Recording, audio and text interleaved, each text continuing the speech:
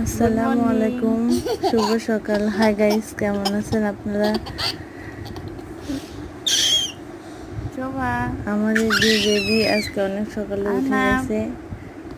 তাদের দুষ্টুমি দেখেন।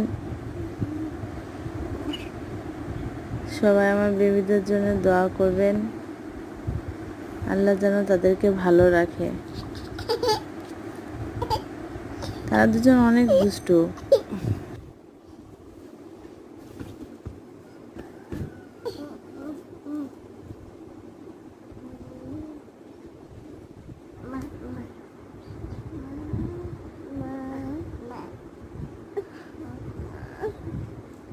আহনাব, একটু বেলি ডান্স দাও তো। শোভা, তুমি একটু বেলি ডান্স দাও তো।